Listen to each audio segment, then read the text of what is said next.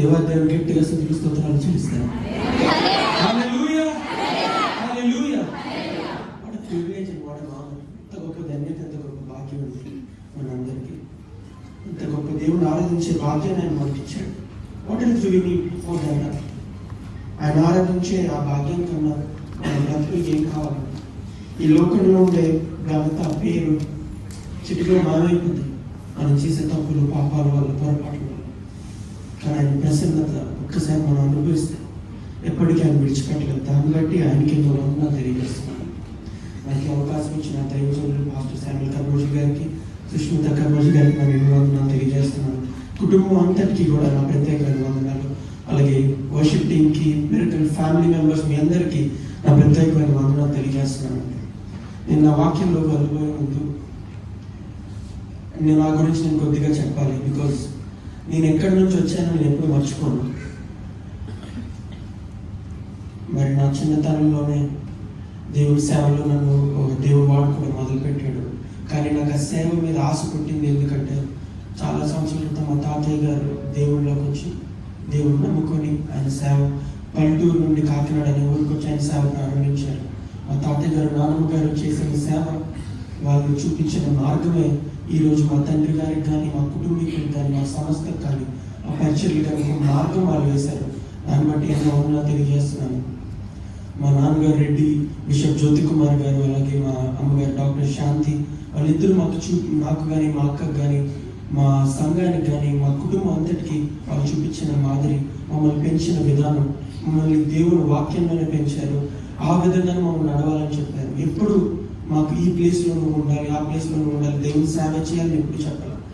కానీ ప్రార్థన ద్వారా మాకు ఆ సేవాశక్తి వాళ్ళు కలిగించారు. వారు జీవించే జీవితం బట్టి వాళ్ళు చూసి ఉంటే మా నాన్నగారిలా అవ్వాలి, లేదా మా అమ్మగారిలా అవ్వాలని చిన్నప్పటి నుంచి ఒక ఆశ. అందరికీ ఎవరినో చూసి ఇన్స్పైర్ అవుతూ ఉంటారు. కానీ నేను ఎప్పుడు ఇన్స్పైర్ అయ్యాను మా నాన్నగారిని చూసి. అయినంత man, at least half a man నేనైతే నాకు అది చాలా ప్రభావ నేను అనుకుంటాను. ఆ క్రీస్తు స్వారూప్యం ఆయనలో నాకు కనబడుతూ ఉంటుంది. ఆయన మాట్లాడే మాట తీరు కానీ, ఆయన చెప్పే బోధలు కానీ. I'm trying to be a man at least half as him. I'm trying to be like Christ. క్రీస్తు స్వారూప్యంలో మనం మారడానికి ప్రతి ఒక్కరు మనం ప్రయత్నించాలి. నేను ప్రయత్నిస్తున్నట్టే మనందరం కూడా వర్క్ ఇన్ ప్రోగ్రెస్ అండి. చాలా మంది క్రైస్తవుని అని చెప్పుకుంటారు, సంపూర్ణ క్రైస్తవుని అని చెప్పుకుంటారు. Nobody can be like Christ. క్రైస్తవుడు అంటే క్రీస్తుని పోలి జీవించేవాడు క్రైస్తవుడు అంటారు. మనలో చాలా మంది క్రైస్తవులు చెప్పుకున్నారు. ఎవరో గురించి నేను కూడా పూర్తి క్రైస్తవుని కాదని నాకు అనిపిస్తూ ఉంటుంది. బికాస్ క్రీస్తుని పోలి జీవించడం అనేది మామూలు విషయం కాదండి. ఒక రోజులో మనం ఇల్లు కట్టలేము, ఒక రోజులో బంగ్లా కట్టలేము. ఇటుక పేరిస్తేనే అది పెద్ద బంగ్లాగా మారుతుంది. మన క్రైస్తవ జీవితం కూడా అటువంటిది. రోజు క్రీస్తుని పోలి మనం ప్రయాణం చేస్తాం, క్రీస్తుని పోలి మన జీవితాన్ని కట్టుకుంటే అంటే వన్ డే ఆయన రాకడ ఆలస్యమే. ఒక్క రోజు వస్తే కనుక, ఒక్క రోజైనా క్రీస్తుని పోలి 24 గంటలు మనం జీవించగలిగితే మన జీవితం ధన్యమైపోతుంది. హల్లెలూయా. అద్భుతమైన ఆరాధన మార్నింగ్ సర్వీస్లో జరిగింది. దేవుడు బలంగా వాడుకున్నాడు. దానికే దేవాదేవునికి వందనాలు. అండ్ ఆల్రెడీ మీలో చాలా మంది ఆ వాక్యం వినేశారని నాకు తెలుసు. సో నేను కొత్త వాక్యంతో మీ ముందుకు వచ్చాను. And I want to thank Shreshtha my wife. నా జీవితంలో ఒక గొప్ప బ్లెస్సింగ్ అండి తను. నేను ఎప్పుడు ఊహించలేదు దేవుడు ఇంత గొప్ప భాగ్యాన్ని ఇన్ని వేల లక్షల మంది ముందు నిలబెట్టి నన్ను వాడుకుంటాను గురించి. నాకు తెలుసు నేను ఏ మాత్రం కాదు ప్రభా, ఏ అర్హత లేని వాడిని, ఆమె నోబడి. కానీ ఇంత ఎత్తైన కొండ నన్ను ఎక్కించావు ప్రభా అని నేను దుఃఖపడిన రోజు లేదండి.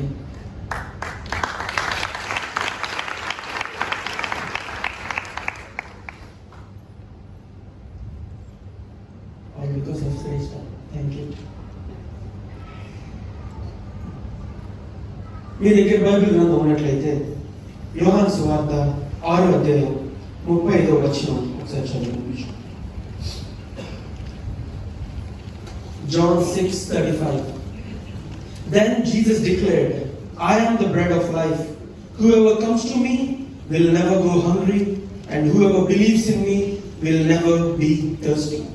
అందుకు యేసు వారితో ఇట్లా నేను జీవాహారం నేనే, నా యొద్దకు వచ్చేవాడు ఏ మాత్రమును ఆకలిగలడు, నా యందు విశ్వాసం ఉంచేవాడు ఎప్పుడునూ తప్పిగలడు. ఆమేన్. మొట్టమొదటి మాట నేను అక్కడ ఆపేసం చేశాను. ఇవాళ నేను మాట్లాడబోయే అంశం ద బ్రెడ్ ఆఫ్ లైఫ్, జీవాహారము అనే వాక్యం మీద నేను మాట్లాడదాం అనుకుంటున్నాను. ఇక్కడ యేసుప్రభు వారు యోహాను సువార్త 6:35 I am the bread of life, జీవాహారము నేనే అన్నాడు. కొంచెం మనం ఇంకా వాడుక భాషలో కనుక మనం తీసుకుంటే జీవపు రొట్టెను నేనే అన్నారు యేసయ్య. అసలు ఎందుకు జీవపు రొట్టెను నేనే అనే మాట యేసుప్రభు వారు ఎందుకు వాడారని మనకి ఎప్పుడైనా డౌట్ వచ్చినా మనం చదువుతాం జీవపు రొట్టె అని మనం క్యారీ ఫార్వర్డ్ అయిపోతాం. కానీ ఎప్పుడైనా మనం ఒకసారి ఆగామా అసలు జీవపు రొట్టె అయిన రొట్టెతో ఎందుకు పోల్చుకున్నారు? Why did Jesus said this? Like నేను రొట్టెను, జీవపు రొట్టెను నేను అని యేసయ్య ఎందుకు అన్నారు అని మనకి ఎప్పుడైనా అనుమానం వచ్చిందండి? ఒకవేళ మీకు కనుక అనుమానం వచ్చినట్లయితే మనకి ఈ కాలంలో ఇండియా భారతదేశంలో మనం జీవించాలంటే మనకు కావాల్సిన మొట్టమొదటి ఏంటండి? ఫుడ్, ఆహారం. ఇంకా క్లియర్గా మాట్లాడుకుంటే మనం రోజు తినేది ఏంటంటే అన్నం. అన్నం లేదే చాలా మందికి పూట గడవదు. మంచి పిజ్జాలు బర్గర్లు తిన్నా ఇంటికి రాగానే అన్నం తృప్తిగా తినకపోతే చాలా మందికి నిద్ర కూడా పడదు. ఎన్ని తిన్నా సరే అన్నం లేకపోతే మనకి ఇది లేదనిపిస్తూ ఉంటుంది. Rice became survival thing for us. మనం జీవించడానికి అన్నాన్ని చాలా ప్రాముఖ్యంగా మనం తీసుకుంటాం. వేరే మతాల్లో కనుక ఉంటే అన్నాన్ని దైవంతో పంచుకుంటూ ఉంటారు. మనం కూడా ప్రార్థించుకుంటాం అన్నాన్ని ఆశీర్వదించమని. మనం అన్నాన్ని దైవంగా మనం పూజించాం. కానీ చాలా మంది అన్నానికి చాలా ప్రాధాన్యత ఇస్తారు, ఎందుకంటే వాళ్ళకి జీవితం ఇచ్చేది ఆ అన్నం అని చెప్పి. కానీ మనం మిడిల్ ఈస్టర్న్ కల్చర్కి వెళ్ళిపోయినా లేకపోతే యేసు ప్రభు వారు ఉన్న కాంటెక్స్టల్ టైం మనం వెళ్ళిపోతే 2000 సంవత్సరాల క్రితం అంటే మొదటి శతాబ్దంలో ఆ కాలంలో వాళ్ళు తినేది ఏంటో తెలుసా? ఆ రొట్టెని తినేవారు. That bread is not just ordinary bread. అది మామూలు రొట్టె కాదండి, వాళ్ళకి జీవితాన్ని ఇచ్చే రొట్టె అండి. ఇప్పటిలాగా పెద్ద పెద్ద జాబ్స్, వ్యాపారాలు ఎక్కువగా ఉండేవి కాదు. వాళ్ళు ఏదైనా పని చేయాలి అంటే ఇప్పుడంటే మనం డబ్బుల కోసం పని చేసి అప్పుడు ఆహారం కొనుక్కుంటాం. కానీ వాళ్ళు ఆశయం ప్రభావ నీ కృప మాపై ఉంచిన ప్రభావ మమ్మల్ని వేరే వాళ్ళ దగ్గర చేయి చాకలి స్థితి నుండి పెట్టే చేయిగా మా చేతిని ఆశీర్వదించిన ప్రభా, దీవెనకరంగా ఉండే చేయిగా మా చేతిని చేయనైనా ప్రభా, మా జీవితాన్ని ఇమ్మకంటే తెల్లగా చేయనైనా ప్రభా, మా హృదయాన్ని ఇసుకతో బాగా కడుగునైనా ప్రభా, రక్షణ మరణం మాకు దయచేయనైనా ప్రభా, ఈ ప్రసన్నత నడిపించే కృపను మాకు దయచేయమని అడుగుతున్నానైనా ప్రభా, నువ్వే సాయం చేయనైనా ప్రభా. ఏమీ లేదు నైనా ప్రభా, నా దగ్గర ఏ పాటి వాడినైనా ప్రభా, ఏ ఆదా లేదు నైనా ప్రభా, కానీ నన్ను ఇంతగా హెచ్చిస్తున్నందుకు నీకే వందనాలు తెలియజేస్తున్నాను నాయన ప్రభా. We are nothing in front of you, Father.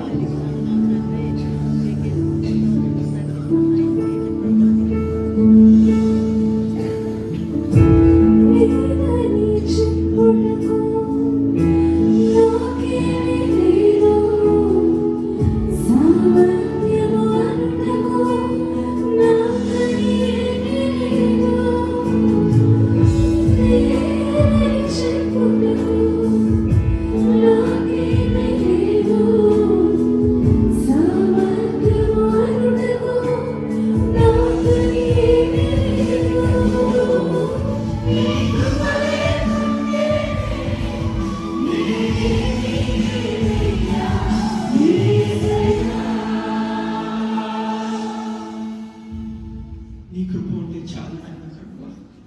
ఏ పాటి వారు నాయన ప్రభా, ఏ అర్థం లేని మమ్మల్ని ఇంతగా దీవిస్తున్నది నీకేనో వందనాలు నాయన ప్రభా. మాకు పిలుపునిచ్చిన దేవా నీకు వందనాలు నాయన ప్రభా. మా బ్రతుకుల్ని మార్చిన దేవా నీకు వందనాలు నాయన ప్రభా. మా హృదయాన్ని దర్శించిన దేవా నీకు వందనాలు తెలియజేస్తున్నాను నాయన ప్రభా. ఎందుకైనా మా పైన ఇంత ప్రేమ అయ్యాడు, మా కోసం మా పాప క్షమాపణ కోసం శిలువయాగం పొందిన దేవా, నీ వంటి వారు లేరు నాయన ప్రభా. నీలాంటి దేవుడు ఈ లోకంలోనే లేరు నాయన ప్రభా. మా బ్రతుకుని మార్చే దేవుడు నాయన ప్రభా. ఈ రోజు నీ ముందు ఇంతమంది నిలవబడి నిన్ను వేడుకుంటున్నాను నాయన ప్రభా.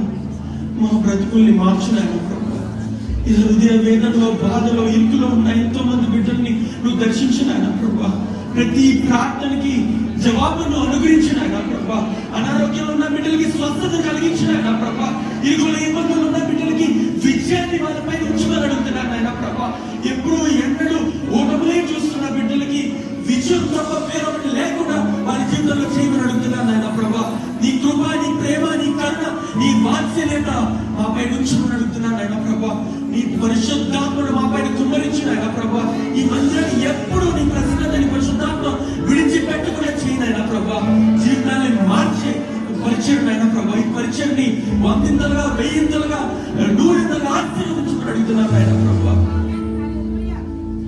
ప్రతి ఒక్కరి కుటుంబాల్లో ప్రేమ, సమాధానం, ఐక్యత, ఆశీర్వాదాలు, ఆరోగ్యాలు కుమ్మరించమని, నీ కృప, నీ కటాక్షం మాపై ఉంచమని, మేలు చేయమని, దీవించమని యేసు నామములో ప్రార్థిస్తున్నాను పరమ తండ్రి.